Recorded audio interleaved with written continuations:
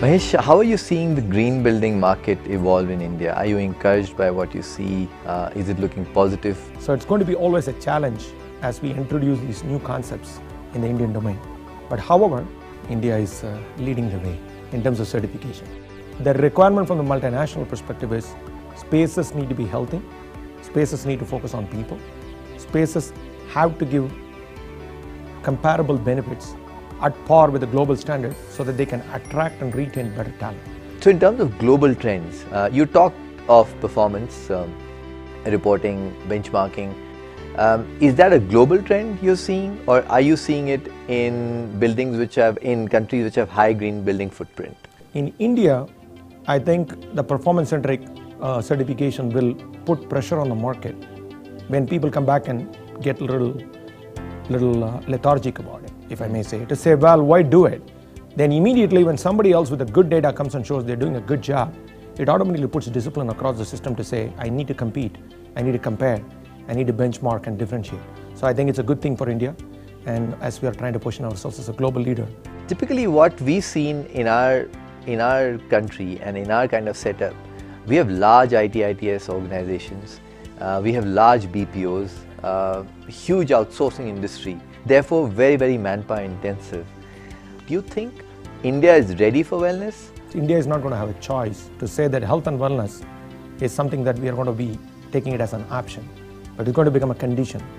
So from that perspective, an MNC will come back and say, a Google or an Apple, or for that matter, an Intel or a Microsoft will come back and say, we're doing it in US, why can't you do it here?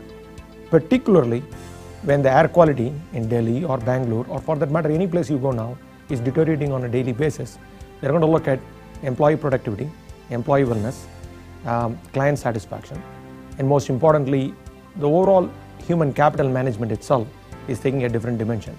And I think caring for people is in our fundamental ethos. Yes. So our people will take that very seriously. I'm sure we have a lot to do, especially since we have 70% of our built environment yet to come up. What are the focus areas that you would recommend for us? Are there any gaps that you would see? Are there any areas that we need to focus on to really take this to the next level? What we don't realize is every time we take a shortcut with anything, not just sustainability, we tend to compromise on our long-term interest. We are compromising the brand India because we say, well, I'm a developer, I handed off this to JLL, JLL's facility management is now Rajat's problem. Then we are starting to compromise the system. Yeah, easily you can say that, yeah, we'll do the traditional facility management services. But today you're trying to convert it into an experience. Yes. And when you look at that, you're kind of changing your business model. You're challenging the status quo. One is about green, another is about dollars. So it's a very clear perspective that we are seeing from the global marketplace under trend, under hot trend, that India will not be left behind. India will pick and run with it. It will face its challenges, but like all other challenges, we will overcome them. Thank you so much for coming down. Thank you, Rajat.